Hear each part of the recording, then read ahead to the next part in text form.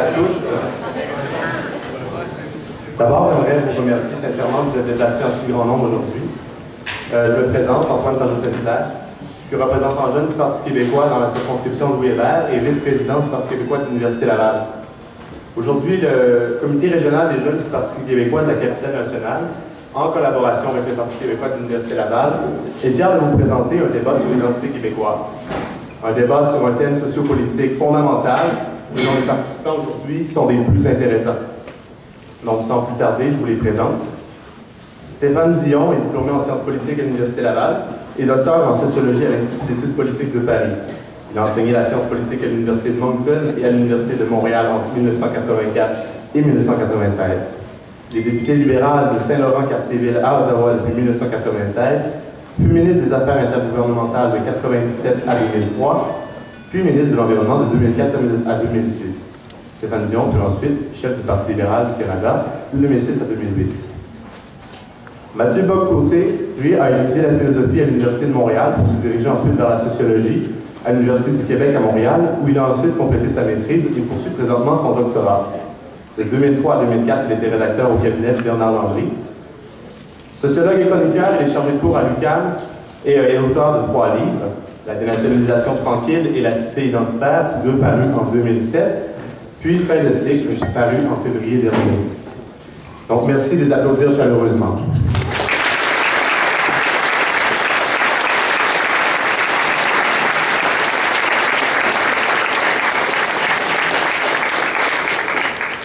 Je tiendrai à préciser d'abord que les opinions des débatteurs aujourd'hui ne reflèteront pas nécessairement celles du Parti québécois, évidemment. Je vais maintenant vous présenter rapidement les règles qui encadreront notre débat d'aujourd'hui. Donc, c'est un peu dommage de devoir le faire, mais c'est très important pour la bonne structure du débat. Alors, j'y vais rapidement. L'ordre des droits de parole entre les débatteurs sera tiré au sort sous peu. Chaque conférencier procédera d'abord à un exposé de 15 minutes répondant à la question de départ, que vous avez peut-être vu déjà, la question qui est le modèle multiculturel canadien peut-il satisfaire le particularisme québécois? Chaque débatteur aura ensuite un droit de réplique de 5 minutes sur cette question. Puis ce sera votre tour, cher public, de formuler vos questions. Alors sous peu, on devra avoir des micros pour la salle. Il y aura 2 micros pour l'audience, chacun assigné à un débatteur. Le modérateur alternera les questions d'un micro à l'autre. Si la question s'adresse aux 2 débatteurs, c'est celui qui est assigné au micro dont provient la question qui répondra le premier. Les personnes qui posent des questions, et ça c'est très important, devront s'identifier et adresser une seule question. Il ou elle doit préciser si cette question s'adresse à un débatteur ou aux 2. Les questions posées devront être courtes, pas plus d'1 minute, et demeurer à l'intérieur du thème du débat. Le débatteur à qui une question s'adresse disposera de 2 minutes pour répondre. L'autre débatteur pourra répliquer ensuite en 2 minutes également. Si la question est adressée aux 2 débatteurs, ils disposent chacun de 2 minutes. Le modérateur va interrompre un orateur qui ne respecte pas les temps de parole accordés ou qui s'écarte du thème du débat. On vous demande d'être respectueux, s'il vous plaît. Que ce soit durant les exposés ou lors de la période de questions, le temps de parole n'est pas transférable. Ça veut dire que si un conférencier n'utilise pas pleinement son temps de parole, l'autre ne bénéficie pas de plus de temps, d'un temps prolongé. À la fin de la période des questions, les 2 débatteurs disposeront chacun d'1 minute et demie pour conclure. L'ordre des présentateurs va être à la fin pour la conclusion, inversé par souci d'équité. Donc finalement, afin que ces règles soient respectées selon les règles de l'art, il me fait plaisir de vous présenter notre modérateur. Il est professeur émérite associé et directeur du Centre d'études sur les médias au département d'information et de communication de l'Université Laval. Un grand merci à M. Florian Sauvado.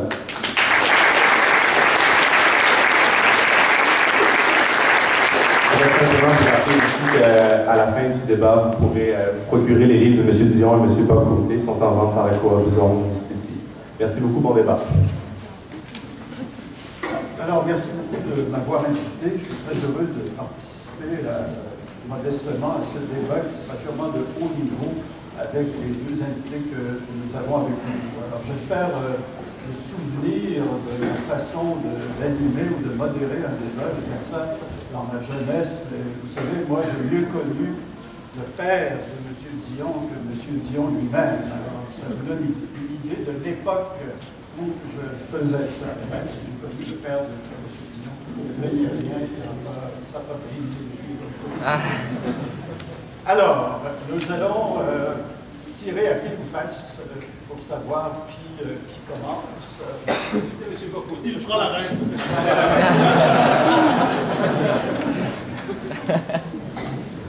Et alors, Monsieur la reine. alors c'est M. Dion qui commence.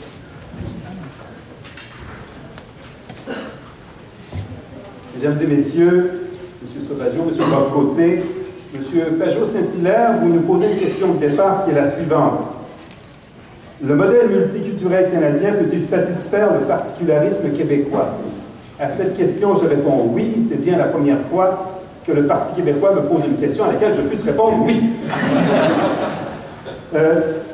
Ce débat sur l'identité.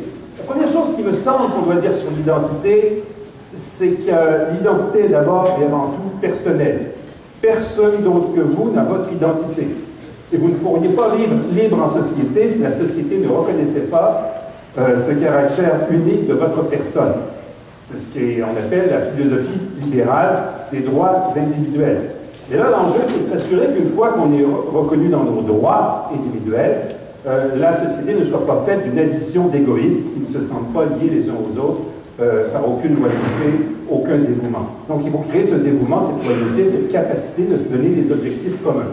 Et ça suppose des efforts de la part des individus qui doivent devenir des citoyens, mais des efforts aussi de la part de la société à travers ses institutions et ses autorités politiques pour identifier les objectifs qui puissent rejoindre tout le monde. Alors, si on part du point de vue des individus qui doivent devenir citoyens, c'est beaucoup plus facile d'y arriver si on évite de ne retenir en soi qu'une seule appartenance qui risque d'être exclusive et donc d'écarter beaucoup d'autres, que ce soit l'ethnie ou la religion, et qu'on essaie d'embrasser au contraire les multiples appartenances sociales qui nous viennent de la vie. Il peut être à la fois une famille, plus ou moins élargie, un groupe d'amis, un milieu social ou professionnel, une entreprise, un syndicat, un parti politique, comme c'est le cas aujourd'hui, un village, une ville ou un quartier d'une ville, et bien sûr, la communauté humaine dans son ensemble. Si on embrasse toutes ces appartenances, il y a plus de chances qu'on trouve dans l'autre des points qui se recoupent, des objectifs qu'on peut partager et qu'on peut faire ensemble. Et ça fait donc une société qui est prédisposée à être plus solidaire, où on est moins en danger de voir dans l'autre un étranger, une menace ou un ennemi. La société, de son côté, a intérêt par ses autorités politiques et ses institutions à, bien sûr, avoir une mémoire, mais cette mémoire ne doit pas être passée au sens où elle serait fermée au changement. Elle doit être capable de s'adapter. Cette société doit se donner des objectifs qui, autant que possible, pour ceux qui sont les plus fondamentaux, sont universels et non pas exclusifs liés à l'ethnie ou à la religion, plutôt des valeurs universelles. C'est pourquoi, d'habitude, on les définit comme la paix, l'ordre et le bon gouvernement, la liberté, l'égalité et la fraternité, ou la liberté et la recherche du bonheur, et de trouver comme légitime toutes les appartenances qui peuvent s'inscrire dans ces objectifs universels.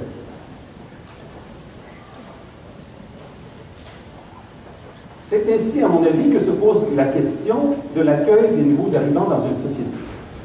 On doit les aider à s'intégrer. Il est nécessaire qu'ils s'intègrent. Mais on doit aussi être intéressé à ces personnes, intéressé à apprendre d'elles, intéressé à enrichir notre société de l'apport qu'elles peuvent nous transmettre. On peut aussi, et on doit, à mon avis, s'appuyer sur des communautés qui sont faites d'immigrants de deuxième ou troisième génération, qui peuvent accueillir les nouveaux arrivants de leur pays d'origine, les guider dans ce processus d'intégration, puisqu'eux-mêmes sont passés par là. Et en retour, la société peut ainsi apprendre de ces communautés et s'enrichir des éléments de leur culture qui sont compatibles avec les valeurs universelles dont j'ai parlé plus tôt. Tel est le pari du multiculturalisme. Le pari du multiculturalisme n'est pas d'inviter les nouveaux arrivants à écrire quelque chose sur une page blanche. La page n'est pas blanche, mais elle n'est pas complétée non plus, elle n'est pas achevée. Ils peuvent y ajouter quelque chose. Et chez nous, au Québec, ils peuvent l'ajouter en français. J'ai dit que le multiculturalisme était un pari, parce que comme toute politique, ça peut mal tourner, si elle est mal faite. Ça peut devenir une addition de ghettos fermés. Ça peut devenir une tolérance malsaine pour des pratiques contraires aux valeurs démocratiques et libérales. Mais quand elle est bien faite, au contraire, ça amène à une intégration graduée des nouveaux arrivants dans la société qui peut être complétée en moins de 3 générations. L'autre modèle, Le modèle de l'assimilation à sens unique est beaucoup moins efficace comme processus d'intégration et il tend à nourrir chez les habitants du pays d'accueil une attitude défensive qui les amène à voir dans les nouveaux arrivants des hordes d'envahisseurs, une menace à leur identité historique nationale perçue comme un tout intégré et immuable. Et en retour, les nouveaux arrivants se sentent rejetés, diminués, ce qui amène des sentiments de rejet mutuel qui peuvent s'envenimer de génération en génération. Quand on dit que les pays européens ont échoué, que la politique de multiculturalisme a échoué dans les pays européens, c'est inexact. Les pays européens, pour la plupart, n'ont jamais essayé le multiculturalisme. Ils ont essayé plutôt le modèle de l'assimilation à sens unique. Ils ont parqué leurs immigrés dans des statuts juridiques compliqués en marge de leur société. Ils ont trop misé sur le modèle de l'assimilation à sens unique et regardez ce que cela leur a donné. Même les pays les plus modérés d'Europe ont maintenant une extrême droite xénophobe représentée au Parlement. En France, le président Sarkozy, pour survivre politiquement, se sent obligé de courtiser l'électorat d'extrême droite du Front National. On n'a pas l'équivalent au Canada. Selon plusieurs indicateurs, et j'y reviendrai, le Canada assimile, intègre ces nouveaux arrivants beaucoup mieux que les autres pays occidentaux. Et c'est un enjeu qu'on trouve partout, dans tous les pays occidentaux. On trouve le remplacement d'une population blanche et chrétienne par une population beaucoup plus diversifiée sur le plan ethnique, culturel et religieux, ce qui amène des pressions pour des accommodements qu'on s'efforce de garder raisonnables. Donc, ce n'est pas un débat qui est propre au Québec, on le voit partout en Occident. C'est un phénomène de grande ampleur qui est rendu plus compliqué d'ailleurs par la tragédie de septembre 2001 qui a crispé les attitudes envers les communautés musulmanes. Cependant, comme je le dis, ça se passe mieux au Canada qu'ailleurs. Pas sans problème, mais avec moins de problèmes. Et à mon avis, il y a trois facteurs qui expliquent cela. Le premier facteur qui explique que ça se passe mieux au Canada qu'ailleurs, c'est notre histoire. Très rapidement, le Canada a dû apprendre à accommoder des populations différentes. À travers les erreurs et les difficultés, les protestants britanniques et les catholiques français ont dû établir des bases d'une vie en commun qui les a préparés à accueillir des êtres humains de partout à travers le globe. Notre histoire, c'est aussi celle d'un des rares pays occidentaux qui n'a jamais déployé ses troupes à l'étranger pour d'autres raisons que d'aider à la paix et à la justice. N'a jamais eu d'empire, n'a jamais été l'agresseur, ce qui facilite grandement les relations des communautés au Canada et l'intégration des nouveaux arrivants qui n'ont envers le Canada que des sentiments positifs, sans traumatisme historique, comme on peut le voir dans quantité d'autres pays. Le deuxième facteur qui nous aide à intégrer les nouveaux arrivants tient à notre géographie. Nous sommes un des rares pays développés qui n'a pas dans son voisinage immédiat de pays du tiers-monde. Si notre voisin, on ne vient au Canada que par des longs trajets en bateau, en avion ou en traversant les États-Unis. Si nous avions comme voisin immédiat soit le Mexique ou la Turquie, il nous serait beaucoup plus difficile de maîtriser les flots d'immigration et de se donner des politiques d'intégration efficaces. Mais encore faut-il choisir des politiques d'intégration efficaces. Et à mon avis, le troisième facteur qui explique que les choses se passent mieux au Canada que dans les autres pays, c'est parce que très rapidement, avant les autres pays, on s'est donné une politique de multiculturalisme en 1971, que nous avons enchâssé dans notre Constitution en 1982. Alors, qu'est-ce que ça donne concrètement? Ça donne que les études comparatives, et je pourrais donner des citations exactes si on me les demande, les études comparatives confirment que le processus d'intégration des nouveaux arrivants se passe mieux au Canada qu'ailleurs dans le monde occidental. Par comparaison à toutes les autres démocraties occidentales, les Canadiens sont plus susceptibles de dire que l'immigration est avantageuse à Montréal, à Toronto, à Vancouver, moins susceptibles de croire que les immigrants sont portés au crime. Les immigrants, de leur côté, se sentent mieux intégrés qu'ailleurs, ont un sentiment de fierté dans leur nouveau pays d'accueil. Et les études confirment que les immigrants tendent, bien sûr c'est une tendance, c'est pas unanime comme on le sait, mais tendent à accepter les valeurs de la Charte, y compris les droits des femmes et des homosexuels. Par comparaison avec les autres démocraties, les immigrants au Canada deviennent beaucoup plus citoyens qu'ailleurs. On n'a pas des milliers et des milliers de gens qu'on croise dans la rue qui n'ont aucun statut face à l'État. Ils deviennent citoyens. et ils participent au processus politique, ils votent, ils se présentent aux élections beaucoup plus qu'ailleurs, et en retour, les Canadiens de longue date votent volontiers pour des immigrants, ce qui prouve bien le caractère réciproque de l'intégration. Les enfants des immigrants, sur le plan de l'éducation, réussissent mieux que dans n'importe quel autre pays développés occidentaux.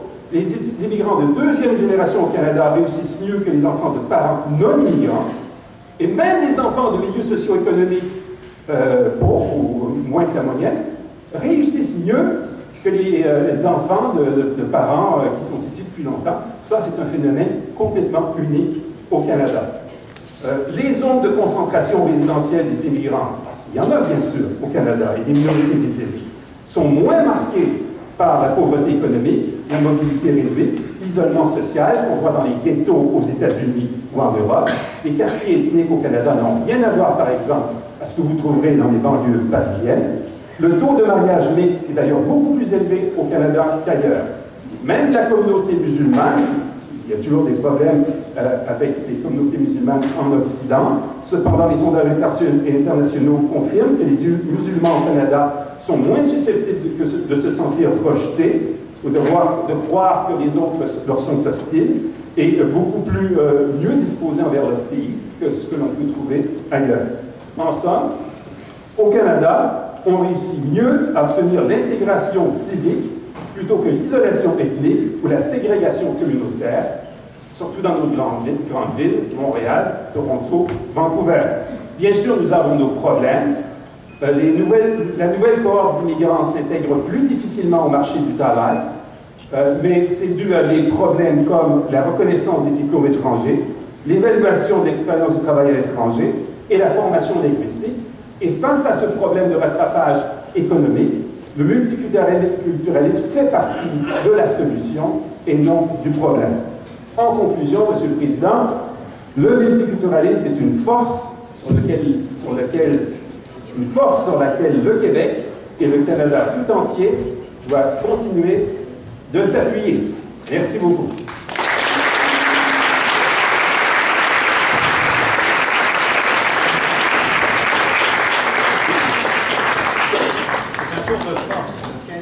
A été fait en 12, alors j'espère que vous prendrez l'exemple. Et les temps ne sont pas transférables.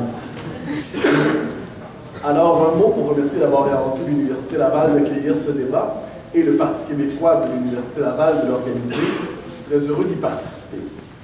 Alors, à votre grande surprise, à la question posée, le multiculturalisme canadien est-il compatible avec la reconnaissance de l'identité québécoise? Bien sûr que non. Bien sûr que non, pour une série de raisons que j'explorerai dans le cadre de mes 15 minutes. Je donne néanmoins quelques pistes de réponse. Nous pourrions parler tout simplement de la crise mondialisée du multiculturalisme telle qu'on la voit partout dans le monde aujourd'hui. Les pays, les uns après les autres, remettent en question leur adhésion à la philosophie multiculturaliste. Les pays, les uns après les autres, redécouvrent les vertus de l'appartenance nationale, du sentiment national, redécouvrent ce lien intime et indépassable entre la nation et la démocratie, car la nation sans la démocratie est étouffante, et la démocratie sans la nation est éthérée. Alors nous redécouvrons peu à peu les vertus de l'appartenance nationale, les vertus d'une communauté politique fondée sur une appartenance historique qui vient irriguer la pratique de la citoyenneté. Ça, c'est pour le contexte général. Dans le contexte canadien, et je répondrai bien évidemment à partir du contexte canadien, la chose est encore plus compliquée. Je disais que la question du Québec, que la question de l'identité québécoise est incompatible avec le multiculturalisme canadien. Je pousserais plus loin en disant qu'elle est impensable dans le multiculturalisme canadien, qu'elle ne peut pas se formuler dans les paramètres politiques, historiques et institutionnels du multiculturalisme canadien. D'abord et avant tout, une banalité doit être rappelée, une banalité qu'on a tendance à oublier. Le multiculturalisme canadien a été pensé explicitement pour oblitérer la question du Québec, pour oblitérer explicitement la différence nationale québécoise. Le Canada, dans les années 60, hérite d'une vieille problématique historique, c'est celle de tenir ensemble deux peuples inégalement fondateurs ou qui se reconnaissaient néanmoins leur existence mutuelle. Le multiculturalisme, qui nous vient de la philosophie de ce point de vue de Pierre Elliott Trudeau, pose la thèse suivante: pour se délivrer de sa question nationale, le Canada ne doit pas chercher à répondre à l'aspiration de ces deux peuples fondateurs, mais doit plutôt abolir la référence à ces deux peuples fondateurs. De ce point de vue, le Canada de Trudeau va se refonder sur la négation de son expérience historique, va se refonder sur la négation de ces deux peuples fondateurs. Et c'est une chose qui doit être dite. On a l'habitude au Québec, avec raison, de croire que le multiculturalisme a été pensé, qu'on me pardonne cette formule qui aujourd'hui est transgressive, mais contre nous. Le multiculturalisme a été pensé comme une manière de contourner et de neutraliser la différence nationale québécoise, la réalité nationale québécoise. Mais ce que nous oublions souvent aussi, c'est que le multiculturalisme s'est aussi pensé comme une négation de l'identité canadienne-anglaise. Le multiculturalisme s'est aussi pensé comme une neutralisation du peuple canadien-anglais d'une certaine manière.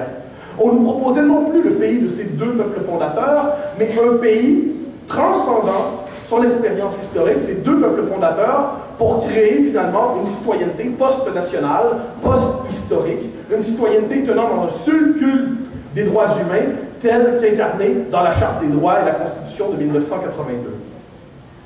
C'est une philosophie qui repose conséquemment sur la négation de l'histoire, et parce qu'elle vient par ailleurs avec le primat de la Charte et le gouvernement des juges qui l'accompagnent, qui s'accompagne aussi, doit-on le noter, d'une négation de la souveraineté populaire et de la référence au fondement de la démocratie, quant à moi. La matrice dualiste du Canada, la matrice dualiste du Canada historique, ce rapport de pouvoir, ce rapport historique entre deux peuples fondateurs cherchant à trouver un accommodement entre eux pour partager une même communauté politique, cette matrice dualiste a été rangée au musée imaginaire des idées politiques désuètes par le multiculturalisme. Car la question du Québec dans le Canada ne pouvait se penser que dans la matrice dualiste. Pour poser la question du Québec, d'abord devait-on reconnaître que le Québec avait un interlocuteur. Pour poser la question du Québec, d'abord devait-on l'inscrire dans la trame historique qui l'a fait apparaître. Lorsque le multiculturalisme arrive, il dit qu'il n'y a plus deux peuples fondateurs, il y a 10 provinces, le territoire, une charte des droits, et des Canadiens n'appartenant plus à leur peuple d'origine d'une certaine manière, mais des Canadiens de la charte. La matrice dualiste n'existe plus, le cadre à partir duquel penser la question du Québec n'existe plus, et ce qui reste de la nation québécoise apparaît à la manière d'un résidu folklorique, plus ou moins charmant selon l'administration en place à Ottawa. La nation québécoise, de ce point de vue, n'est plus une communauté politique fondatrice, exprimant une réalité historique.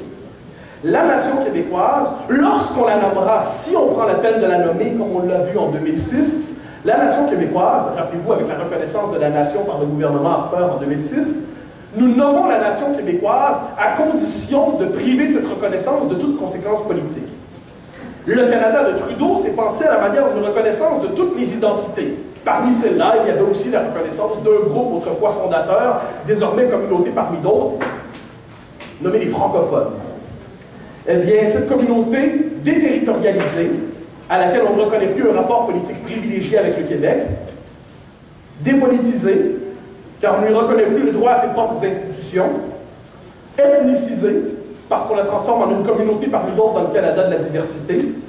Eh bien, cette communauté politique, cette nation, lorsqu'on veut néanmoins la nommer, n'apparaîtra, on l'a vu en 2006, qu'à la manière d'une touche de bleu, vaguement folklorique, mais si charmante, dans la mosaïque multiculturelle canadienne. Alors, vous comprenez pourquoi il me reste environ... Il vous reste 8 minutes. Oh, c'est merveilleux. Et vous pouvez terminer. Oh, certainement pas. Alors, vous voyez que le problème de base du multiculturalisme est le suivant. Il s'agit d'une philosophie politique devenue au Canada philosophie d'État, encastrée dans les institutions, portée par un appareil d'État, portée par le pouvoir judiciaire, portée par ailleurs aussi par une partie du système médiatique. Cette philosophie est fondée sur la négation de l'histoire, du substrat historique à partir duquel se pense normalement la citoyenneté, à partir duquel se pense normalement la démocratie. De ce point de vue, le Canada tel que nous le connaissons est un Canada qui a renoncé à sa propre histoire. Toutefois, les circonstances politiques font en sorte de nous rappeler que si nous pouvons oublier les peuples et oublier de les mentionner dans les constitutions, les peuples ne disparaissent pas pour autant. Depuis quelques années, nous voyons que le peuple canadien-anglais, longtemps marginalisé, longtemps oblitéré, le peuple canadien-anglais qui lui-même, c'est un peu perdu dans le Canada de Trudeau, le peuple canadien-anglais cherche à se réaffirmer aujourd'hui. On le voit à Ottawa en ce moment avec le gouvernement Harper, où le vieux Canada anglais, dernière trace du Canada historique, reprend forme politiquement et cherche à se nommer et cherche à redéfinir le pays en fermant la parenthèse trudeauiste. Le Canada anglais se redécouvre lui-même. De ce point de vue, le Canada redécouvre son histoire. Mais il la redécouvre de quelle manière?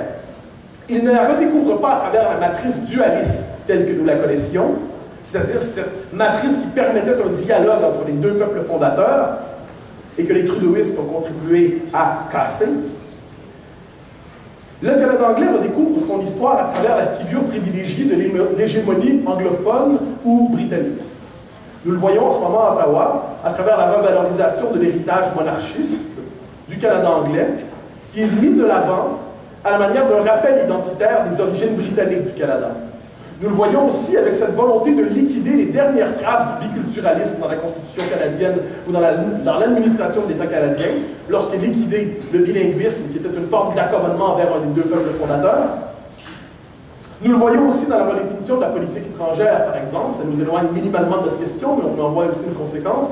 Lorsque le Canada se réaligne finalement à la manière du premier allié de l'anglosphère. Autrefois, la capitale était à Londres, aujourd'hui, elle est à Washington. Mais le Canada redécouvre finalement sa vocation de premier allié de l'anglosphère. Le Canada anglais se redécouvre finalement. Il cherche à se réapproprier son pays. Mais il ne redécouvre son histoire qu'en oubliant la nôtre. De ce point de vue, le multiculturalisme canadien pourrait bien être, dans les prochaines années, un instrument de l'État fédéral pour poursuivre la marginalisation du peuple québécois au Canada, sans pour autant affecter en profondeur le peuple canadien-anglais appelé à ressaisir, à renaître à sa propre identité.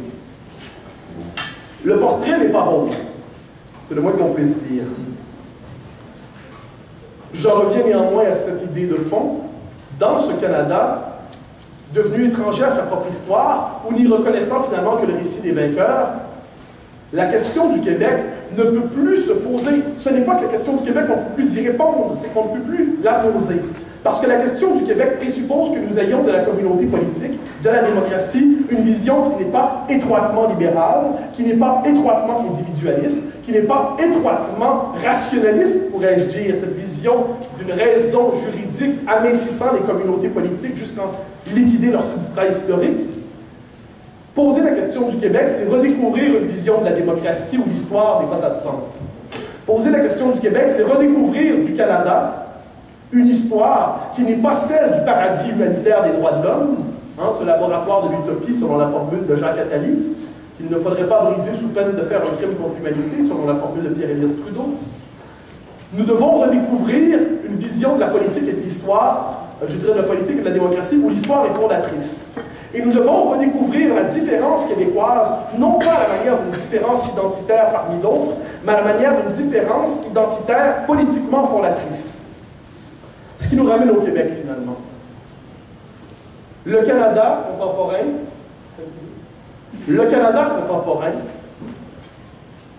ne peut plus accueillir la question du Québec.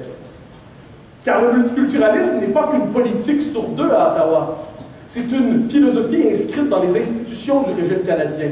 C'est une philosophie qui a généré une forme de révolution des institutions à Ottawa. C'est une philosophie qui, par ailleurs, a transformé profondément la culture politique canadienne. La transformer en profondeur à un point tel, devrais-je dire, qu'elle est parvenue pendant un temps à s'imposer sous un autre nom au Québec. Nous en sommes venus à douter de l'aspiration légitime de la majorité historique francophone à constituer le pôle identitaire fondateur de la communauté politique québécoise. Nous en sommes venus à douter, parce que vivant sous le régime multiculturaliste canadien, nous en sommes venus à douter nous-mêmes, finalement, du rapport privilégié entre l'expérience historique québécoise et la communauté politique québécoise, entre la majorité historique francophone et la démocratie québécoise. Pour mener, donc, une critique convaincante, efficace, réelle du multiculturalisme canadien, nous devons nous déprendre de cette fiction abstraite d'une communauté politique ne devant rien à ses héritages, et nous devons redécouvrir à la québécoise une pensée politique de l'appartenance. Je rappelle ce que je disais au début, que l'appartenance est une source indispensable pour irriguer notre expérience, notre exercice de la démocratie. J'ajouterais que le sentiment de notre propre appartenance, de ce point de vue, est indispensable pour mener la critique d'un régime fondé sur la négation de ce que nous sommes, et qui non seulement ne prend plus la peine de nous nommer, mais ne prend tout simplement plus la peine de nous combattre, parce qu'il croit nous avoir une fois pour toutes vaincus. Je vous remercie.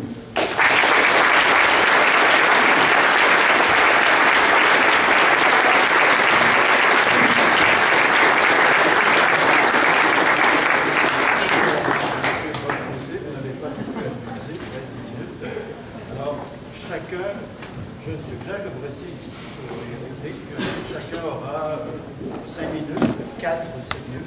Alors, M. Dieu. Merci, M. Sauvageau. M. Bock-Côté terminé en disant qu'il fallait se défaire de la vision abstraite. Je me demanderais lequel d'entre vous deux a été le plus concret. On n'entend rien. M. Bock-Côté, est-ce que vous m'entendez? Oui. M. Bock-Côté a terminé en disant qu'il faut se défaire de la vision abstraite. Alors, je vous demanderais lequel de nous deux a été le plus concret. Moi, j'ai parlé des vrais problèmes, il me semble, des problèmes d'une société où les gens doivent vivre ensemble la vie tous les jours. J'ai fait un ensemble de constats et il ne les a pas contestés. Et je m'attendrai à ce qu'il le fasse, mais je suis prêt à réagir si jamais il les conteste. Au Canada, on intègre mieux les nouveaux arrivants qu'ailleurs. Oui ou non? Non. C'est la réponse, c'est oui. Oui, effectivement. Il suffit de les donner, j'ai hâte de les entendre. Parce que moi, je peux en produire. Les gens voient moins dans l'immigration de menaces au Canada qu'ailleurs, voient moins dans les immigrants des envahisseurs qu'ailleurs, les lient moins à la criminalité qu'ailleurs. Donc, il y a moins de préjugés et les immigrants se sentent plus intégrés, plus acceptés. Et ils réussissent mieux à l'école que les immigrants du pays, ils réussissent parfois même mieux à l'école que les Canadiens de longue date. Mais la réussite, non, c'est important ces choses-là dans la vie de tous les jours, dans la capacité d'avoir un pays qui fonctionne bien. Alors si je me trompe, si ces informations-là sont fausses, j'attends que M. Bock-Côté sorte concrètement, de façon non abstraite, des données qui contredisent ce que je dis. Et si ce que je dis est exact, il faut en prendre acte et comparer donc ce modèle multiculturel qui fonctionne mieux que l'autre modèle de l'assimilation au sens unique. On dit aux gens, voici, c'est notre identité nationale, historique, elle est immuable, fondez-vous en elle, sinon on vous rejettera. C'est cet autre modèle que l'on veut valoriser, qu'on me prouve qu'il fonctionne mieux. En Europe, on a beaucoup misé sur ce second modèle et on voit les difficultés qu'ils ont. Certains pays ont fait une certaine ouverture au multiculturalisme et ont retraité depuis, comme les Pays-Bas. Et ça leur vaut une extrême droite beaucoup plus virulente, des relations beaucoup plus difficiles avec les nouveaux arrivants.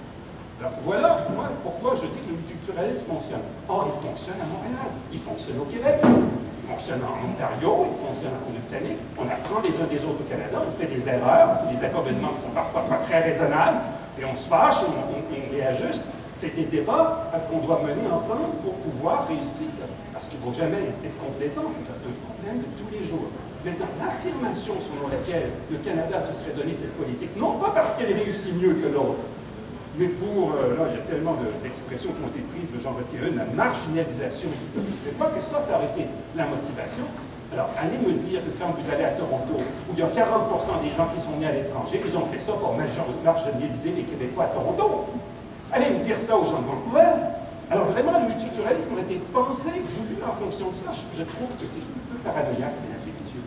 Je pense que c'est une politique qui fonctionne bien. On a tout intérêt à l'appliquer ensemble et à faire attention au dérapage. Si je me trompe, qu'on amène des données et des preuves, s'il vous plaît, et non pas des arguties très abstraits. Merci beaucoup. Bon. Le terme paranoïaque parlementaire.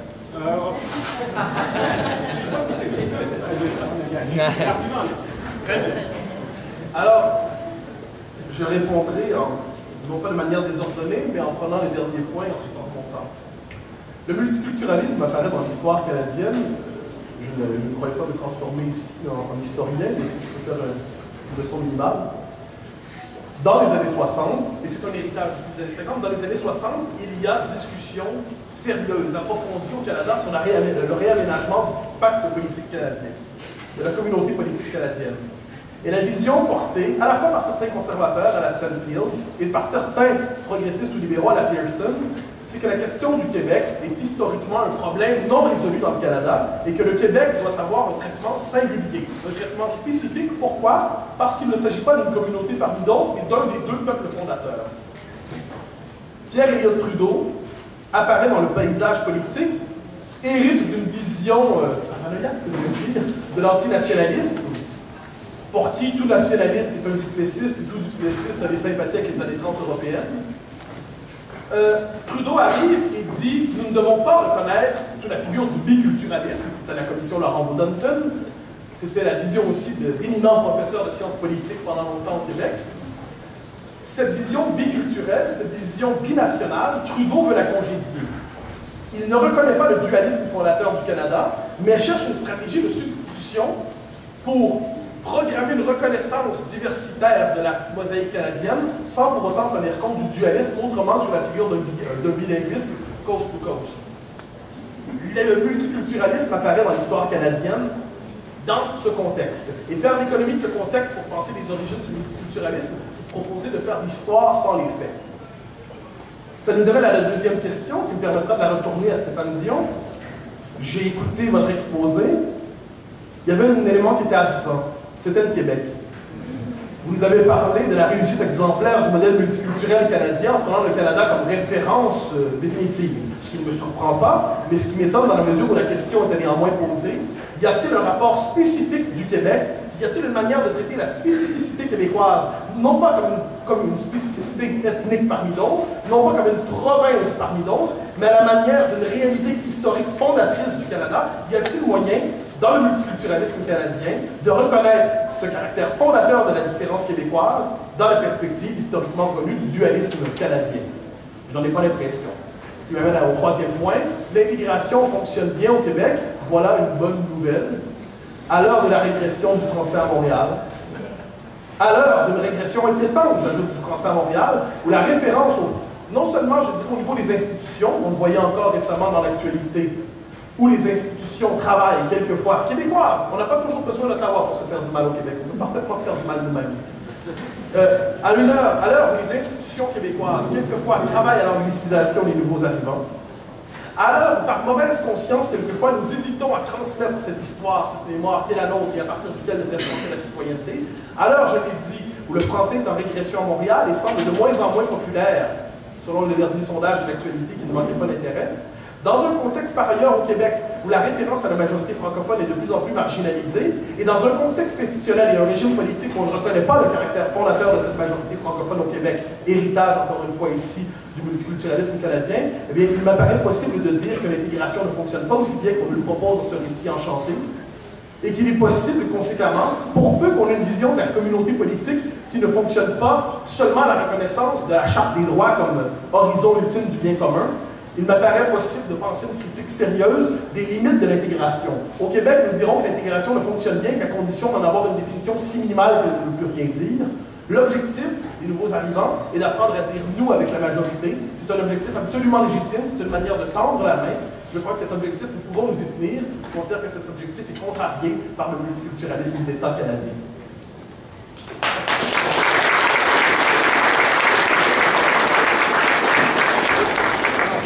Maintenant à vous, il y a deux micros, j'en vois un, je ne vois pas l'autre, il y en a sans doute un second. Le micro de ce côté-ci, c'est pour M. Dion. Et où est l'autre?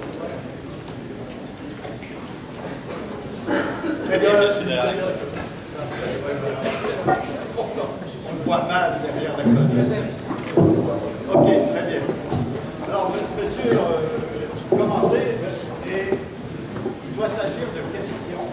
Vous avez 1 minute. Sinon, je vous interromps.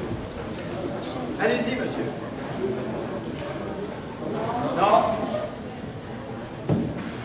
Fallait l'allumer. Alors, Dominique Gauthier, étudiant en doctorat en génie électrique.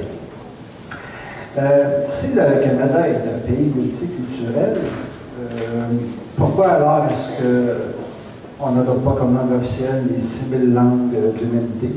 Pourquoi est-ce qu'on n'adopte pas comme congé férié toutes les fêtes religieuses de toutes les religions du monde? Le multiculturalisme, c'est un outil d'instruction des peuples. Quand j'ai fait mon échange au Mexique, je m'en allais là pour intégrer la culture mexicaine, pour apprendre l'espagnol, puis vivre avec les Mexicains. Même chose au Japon, j'ai appris le japonais. Puis même chose en Allemagne.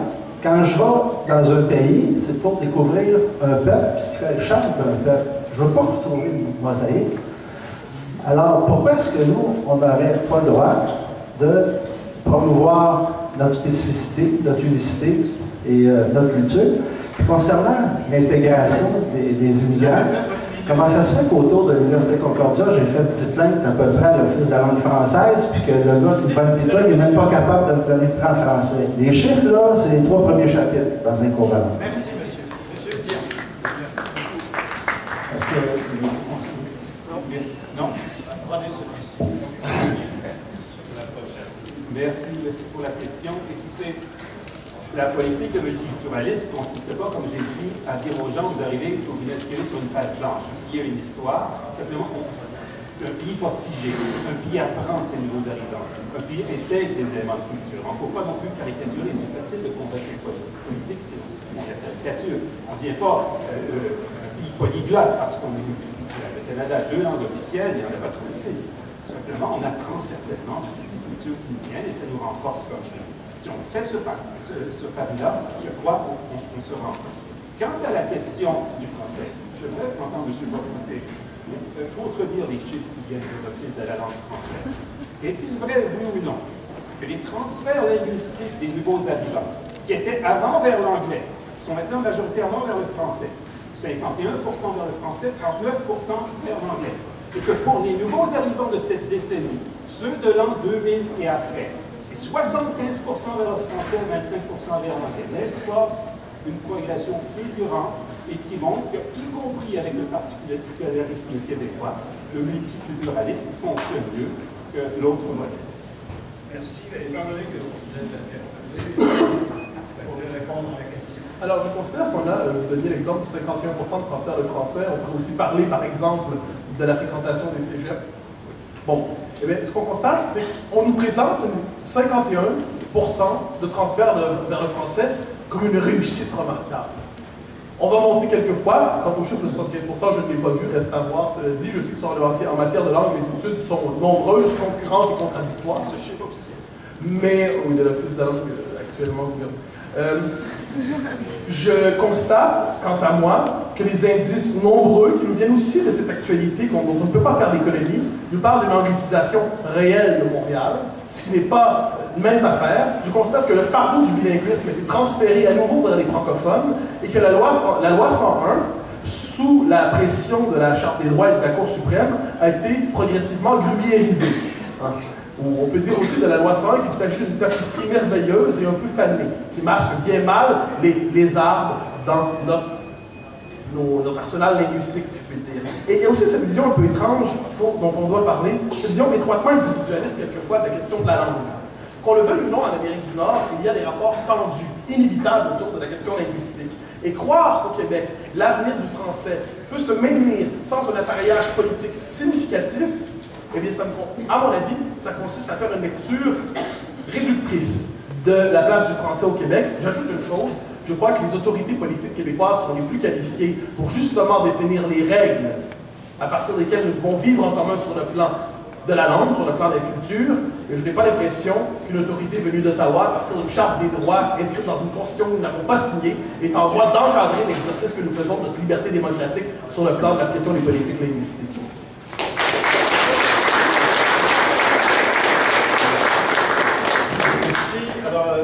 Je ne vois pas. Oui, allez-y, monsieur. Bonjour, M. Lavallée. Ma question est pour M. Est-ce que je peux Dion. vous demander de vous identifier? Pardon? Qu'est-ce qu'il vient de faire? Mathieu Lavallée. Oui. Ma question est pour M. Dion. Très bien. Eh bien, vous êtes au mauvais micro, là. OK, allez-y. Vraiment un problème pour... Allez-y. Monsieur Dion, vous avez dit en fait que le peuple québécois, contrairement aux autres peuples dans le monde, n'avait pas vécu de traumatisme historique. J'ai sursauté un peu à cette affirmation. Est-ce que, selon vous, ce n'est pas un peu nier l'histoire du Québec et en même temps un peu nier son présent? Merci. Bravo.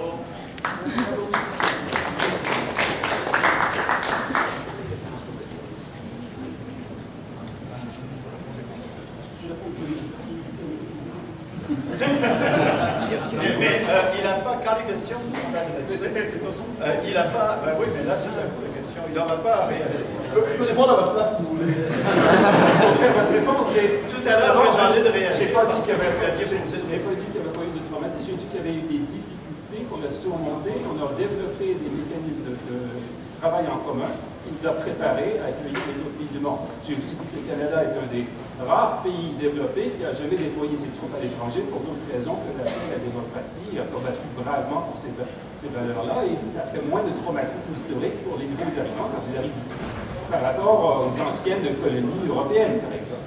Alors ça, je maintiens, je pense que c'est très, très vrai.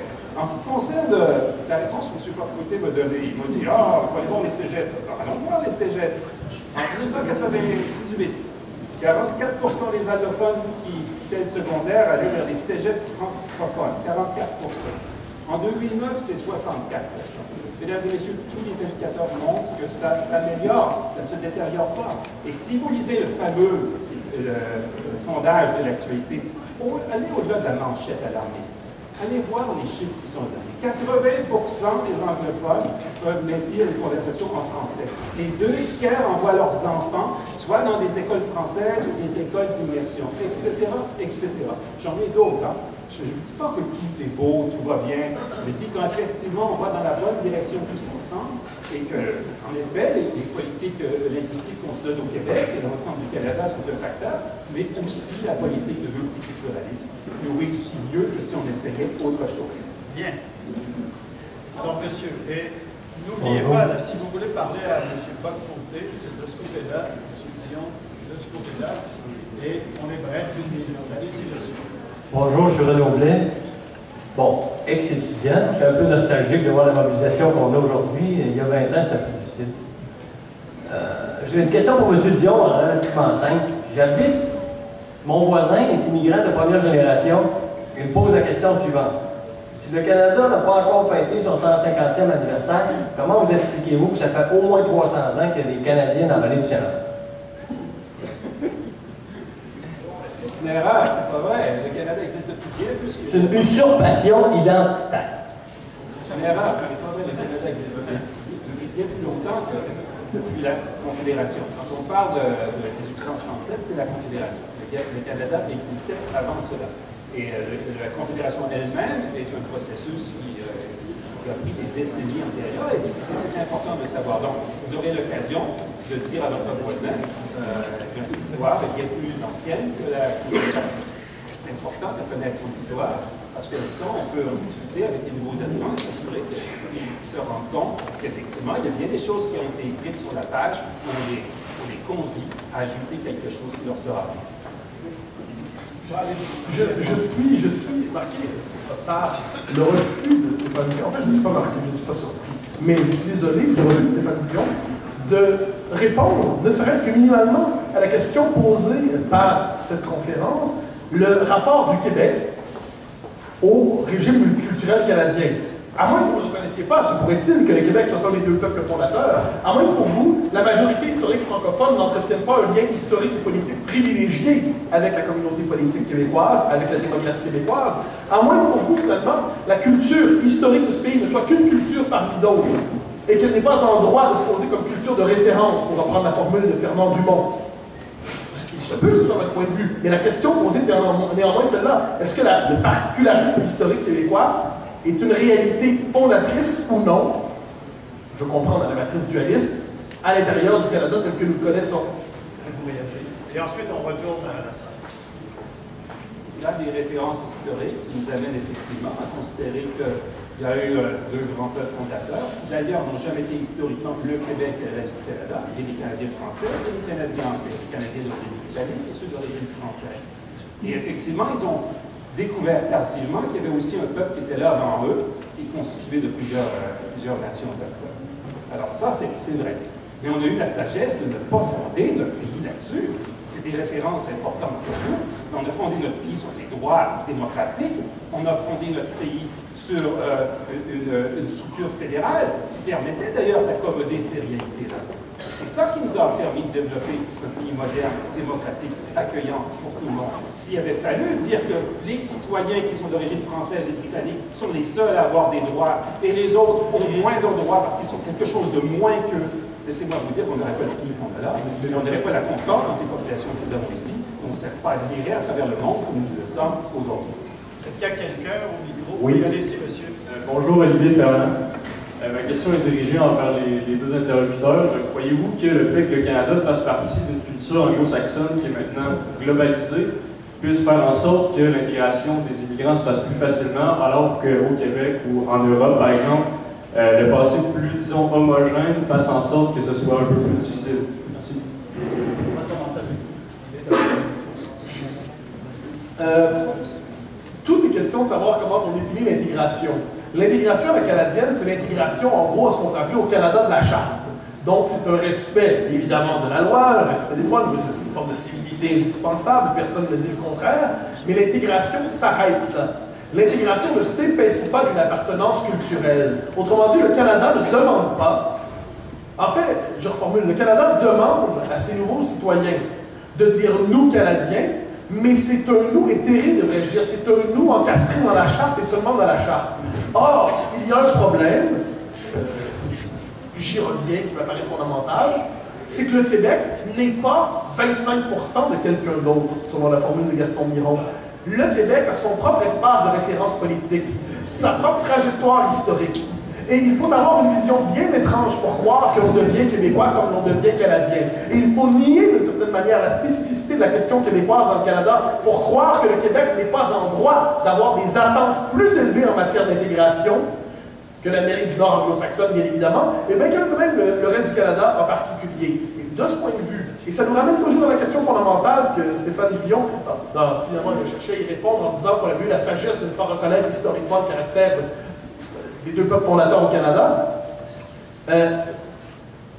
La question du Québec exige un traitement différencié. Le Québec, de par son statut national en Amérique du Nord, est en droit d'avoir des attentes d'intégration plus élevées qui vont au-delà du patriotisme de la Charte, qui vont sur le plan de la langue, de la culture et de cette belle manière d'apprendre à dire « nous » avec la majorité. Je ne crois pas que ce soit impossible. Je pense que c'était le modèle québécois d'une certaine manière jusqu'aux années 90. Il ne me semble pas impensable d'y revenir d'une manière ou d'une autre. Merci, M. Dion.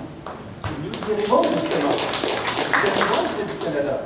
Nous avons des institutions qui nous permettent de nous exprimer en tant que Québécois et de participer à l'édification de l'ensemble du Canada avec notre culture, avec nos façons d'être.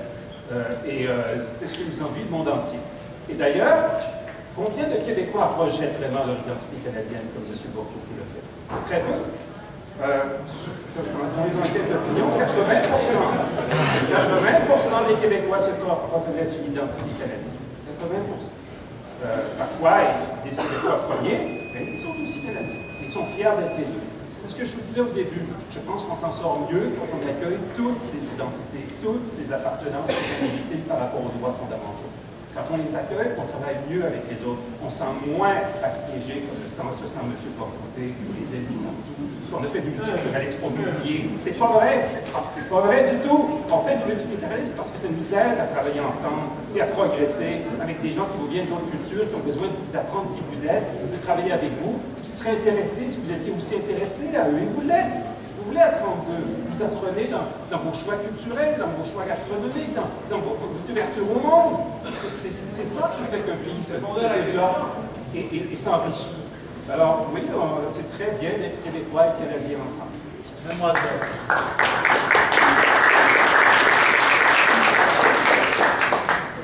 Bonjour, M. Dion. Je m'appelle Anne-Molly. Je suis étudiante en sciences politiques. Je vous ai déjà servi quelques verres d'eau à la Chambre des communes dans ce que j'ai des pages. Il y a 2 ans de ça. Donc, j'avais une question pour vous. Je voudrais paraphraser quelque chose de M. Bock-Côté que j'ai vu dans un article que je ne pouvais pas citer malheureusement. C'est vraiment quelque chose qui m'a fait réfléchir. J'aimerais savoir votre avis là-dessus. Pendant pensez-vous que le multiculturalisme confond l'ouverture à l'autre avec le reniement de soi? C'est ce dont on l'accuse. Et à mon avis, ce n'est pas vrai. À mon avis, effectivement, quand c'est mal compris, ça peut être ça. Et quand des gens vous disent j'ai pas besoin d'apprendre qui vous êtes, c'est à vous accepter qui je suis, moi qui viens d'un autre pays, vous leur dites que c'est pas ça du tout. Là. Vous ne comprenez pas. Vous devez vous adapter à votre nouveau pays, vous devez comprendre comment ça marche ici. Mais en même temps, on est très intéressé à apprendre de vous. Il y a certainement des choses qui vont nous enrichir parce que, encore une fois, la page, elle n'est pas blanche, elle n'est pas non plus, elle n'est pas complétée. Mais on veut y ajouter. Et vous pouvez y ajouter votre phrase. Mais par contre, en français, s'il vous plaît, au Québec. C'est comme ça que ça marche. C'est un échange. Si c'était juste dans un sens ajusté à nous, on n'est pas intéressé à apprendre de vous, vous devez devenir comme nous. L'immigré va comprendre, il ne pourra jamais être bon. Il ne sera jamais un beau Dieu ou un grand Dieu. Il sera toujours fâché plutôt que beau Dieu. Alors il faut lui dire non, tu peux devenir autant moi que moi je peux devenir toi, simplement tu es venu chez moi, donc adapte-toi au monde dans lequel nous sommes, et moi je vais apprendre de toi, et on va pouvoir aller plus loin ensemble. Alors c'est ça qu'on essaie de faire par le multiculturalisme, et quand on s'en détourne, ça va beaucoup plus mal, c'est bon. Je le remercie. Je vais commencer seulement dire quelque chose. 30 secondes. Oui, mais j'ai l'impression quelquefois que la communauté minimale s'imposait. Ah oui, je sais bien, mais je crois que la position française, il y avait, on fait se répondre mutuellement, moi j'avais entendu ça.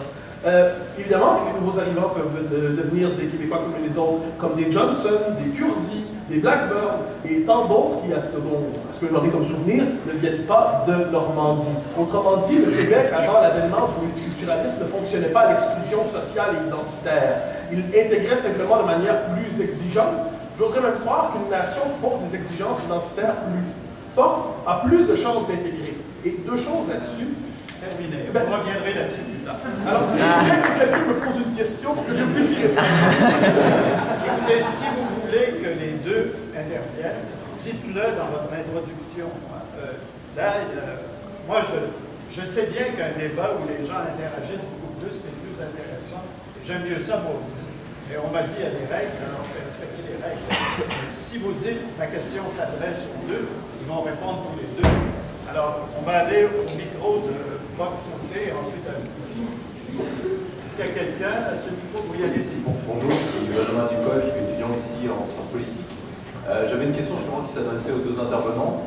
Je vous ai beaucoup entendu parler sur le multiculturalisme d'un point de vue identitaire, culturel, et j'ai l'impression qu'il y a un éléphant dans la chambre, comme on dit, qui n'est pas abordé, c'est la question économique en fait. Et il me semble que les systèmes économiques à la fois du Canada et du Québec sont très différents et justement structurent en grande partie les politiques d'immigration. C'est-à-dire que par exemple on a un Canada qui est très orienté vers une structure néolibérale de l'économie qui intègre des immigrants hautement qualifiés, hautement éduqués et qui peut se permettre justement d'avoir une politique très ouverte. En Europe, on a des immigrants, comme vous l'avez rappelé, qui ne sont pas toujours des immigrants choisis économiquement.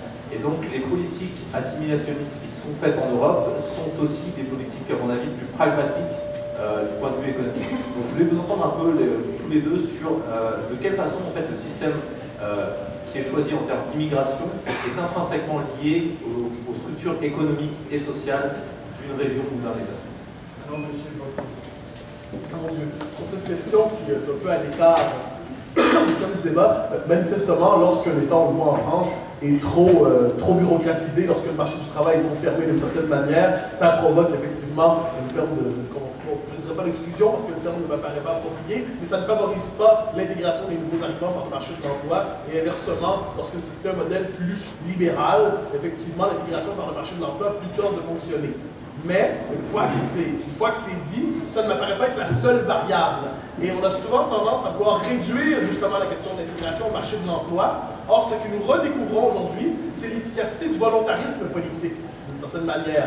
L'efficacité du volontarisme politique qui dit l'intégration fonctionne d'autant mieux qu'il y a des balises établies, des balises symboliques, des balises culturelles, et je dirais même qu'on ne peut plus penser aujourd'hui, on ne peut pas affranchir le culturel de l'économique, tout comme on ne peut pas affranchir l'économique du culturel, à moins justement d'avoir une vision de l'économique qui est le marché mondialisé, et d'avoir de la culture une vision qui n'est que folklore. Oui, mais le multiculturalisme n'est pas l'absence de balises. On peut dire n'importe quoi, il y a des balises au Canada, il y a des lois au Canada, il Au Québec, il y a des références, il y a des choses qu'on doit avoir pour réussir. Si on les a pas, on ne réussit pas. Mais je ne crois pas du tout, monsieur, votre question est marginalisée, est marginale par rapport au départ. Vous avez tout à fait raison, on n'a pas assez parlé d'économie jusqu'à présent. C'est très concret, là. Il faut protéger notre qualité de vie, notre niveau de vie. Les Occidentaux, on a un niveau de vie supérieur aux autres êtres humains, pas parce qu'on est plus intelligent, parce qu'on a... C'est pas quelque chose qui est acquis, qui est inné, là. On peut le perdre si on ne fait pas les bons choix. Et l'un des phénomènes auxquels on fait face, c'est le vieillissement d'une population. Et la nécessité de la remplacer par des populations qui vont pouvoir rester éduquées et compétitives dans ce monde. Que vos enfants et vos petits-enfants puissent avoir des emplois et une qualité de vie, on espère, supérieure à la vôtre, en tout cas égale. Et ça va vous demander des choix importants en matière d'immigration et d'intégration. Ça, en mettant plus longuement, je dirais simplement que le multiculturalisme va être une force pour nous pour y arriver. Bien, monsieur, est-ce que votre question ne s'adresse qu'à M. Dion? Ma question s'adresse au patron. Allez-y, une minute. J'ai remarqué que le film national, les Québécois, les Canadiens, les autochtones. Puis moi, c'est une question que j'ai posée aussi à M. Justin Trudeau lorsqu'il était ici. Je vais la poser aux deux personnes. C'est qui êtes-vous? Êtes-vous Canadien ou êtes-vous Québécois? Qui allez-vous défendre? Parce que lorsqu'on regarde le Bloc québécois à Ottawa, il défend les valeurs québécoises. Il ne défend pas des valeurs canadiennes. Donc, demain, aujourd'hui, qui défendez-vous? Est-ce que vous défendez les Québécois ou vous défendez les Canadiens? On ne peut pas avoir en même temps deux identités, deux nations qui se construisent. Il faut à un moment donné choisir de quel camp on se lance. Votre prémisse m'apparaît complètement érodée. On peut avoir plusieurs nationalités, on peut avoir, et nous avons plusieurs appartenances. Le fondement, ce que j'ai voulu dire aujourd'hui, c'est qu'on doit embrasser toutes ces appartenances et ne pas déterminer qu'il n'y en a qu'une seule qui est absolue, qui prédomine sur toutes les autres en toutes circonstances. À ce moment-là, on a beaucoup de difficulté à établir des rapports sociaux ouverts avec les autres. On a plus tendance à les voir comme des étrangers, un danger, une menace. Non, je suis très fier d'être québécois, je suis très fier d'être canadien, et je suis très heureux que la grande majorité des Québécois ait aussi cette identité. Et en plus, je suis très fier que ma maman est venue de France, et je suis très fier de l'héritage qu'elle m'a donné.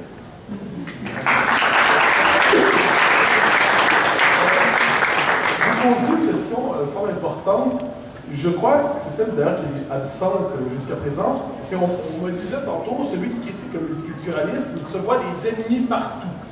Non. Le fait est que ce n'est pas reconnaître l'existence de menaces circonstancielles ne veut pas dire qu'on est paranoïaque.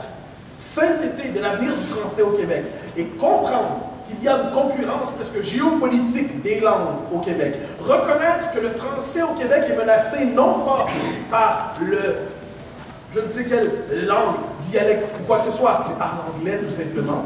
Comprendre que le statut du français est menacé par l'anglais et qu'il y a pour cela la nécessité de prendre des mesures politiques pour défendre le français, on n'appelle pas ça se voir des ennemis partout. On appelle ça tenir compte des rapports de force et ne pas oublier le réel.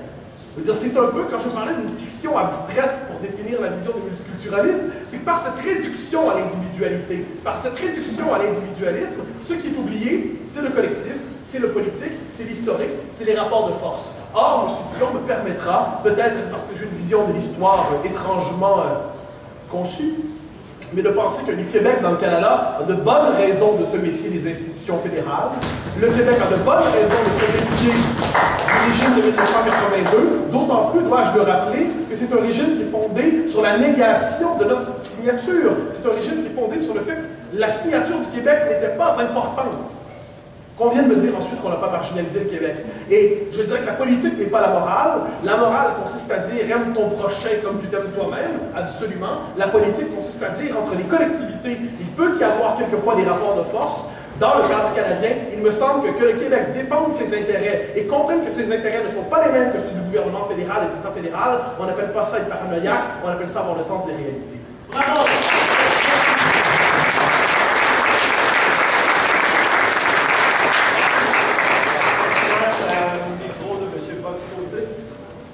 Non, il n'y a personne. Ben, moi, mon nom c'est Xavier Lemieux. je suis un citoyen québécois. J'aurais une question pour M. Dion d'abord, puis M. Bock-Côté pourra commenter par la suite, ça va être avec plaisir. Donc, M. Dion, vous dites qu'on est dans un pays multiculturel, donc je me demande quelle place accordez-vous à la monarchie au sein du multiculturalisme canadien. Il est une chose pour un Québécois de s'identifier au Canada, mais il en est une autre de porter allégeance à la reine, d'après moi. Je porte pas une grande importance à la reine. Façon de parler, là, à moins de... La façon dont M. Harvard la lance tout le temps, ça m'énerve. Mais ça me paraît pas un enjeu très important. Écoutez, il est important d'avoir un chef d'État, surtout quand on constate le pouvoir de nos premiers ministres, fédéral et provinciaux, le pouvoir énorme, d'enlever une partie du prestige de l'État et de le mettre dans des personnalités dont on espère qu'elles se comporteront de façon honorable, comme c'est le cas de notre reine. C'est pas plus mal. Ces gens-là ont une vie très chargée, on les réclame partout. C'est une bizarrerie que le chef de l'État au Canada soit un monarque étranger, mais cette bizarrerie ne pose pas tellement de problèmes, et ça a peut-être même un avantage. Personne ne se demande si elle est conservatrice ou libérale. Un petit mot simplement. Vous avez identifié, mais moi je crois, une tension réelle. C'est-à-dire, l'héritage britannique, l'héritage monarchique canadien, trouvait difficilement sa place dans le Canada de Trudeau. Et il y avait une forme de tension, finalement, entre le Canada du PLC et le Canada du PC sur ces questions-là. Le Parti conservateur et le Parti libéral du Canada aiment le Canada, mais n'ont pas toujours la main au Canada. Et aujourd'hui, avec la reconstitution d'un nationalisme canadien-anglais, avec la reconstruction de ce nationalisme canadien-anglais, on cherche à retrouver des symboles qui permettent au Canada anglais de se nommer. Le Canada anglais cherche à se nommer, et de ce point de vue, il a trouvé dans l'héritage britannique une manière de se nommer, de se définir un peu plus substantiellement. Le problème est le suivant, c'est qu'il y avait, je le disais, deux trames historiques disponibles au Canada. Il y avait la trame du dualisme et il y avait la trame de l'hégémonie anglophone. Malheureusement, le gouvernement Harper en ce moment ne semble pas reconnaître la trame dualiste, mais semble se tourner véritablement vers l'autre trame, qui est celle de l'oblitération du Québec au nom du nationalisme canadien et de l'État.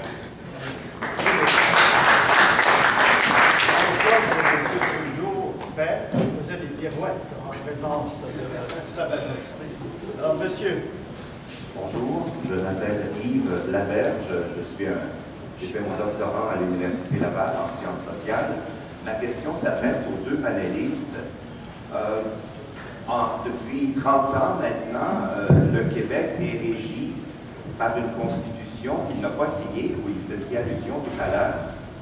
Et je me demandais, puisque cette constitution contient l'idéologie ou le discours du multiculturalisme qui nous est donc imposé malgré notre signature, comment croyez-vous pouvoir résoudre, je dirais, cette impasse, le fait que le Québec n'est toujours pas signataire de la Constitution qui le régit et qui sert de base à ses lois? Alors, j'aimerais entendre les deux panélistes, s'il vous plaît. Quand je dis du multiculturalisme qui fonctionne à la dépolitisation du peuple québécois, c'est un peu ça. On dit que la signature de la Constitution est devenue un détail anecdotique qui ne compte pas. C'est à la rigueur une ratification administrative qui tarde, mais qui viendra peut-être un jour. On a vidé de sa substance politique la question de notre appartenance ou non à l'ordre constitutionnel canadien. Or, l'absence de cette signature est un rappel constant du fait qu'en 1981-82, un rapport de pouvoir, j'en parlais tantôt, s'est exercé à l'endroit du Québec, un rapport de domination, oserais-je dire, je ne parle pas de domination coloniale, je parle simplement dans les paramètres de la démocratie libérale. Un peuple en a nié un autre. Et de ce point de vue, je ne serai pas très original en vous disant que je ne crois d'aucune manière qu'il soit possible de réformer la Constitution canadienne. Et quant à moi, l'indépendance du Québec est la seule manière de sortir de ce bourbier. Voilà.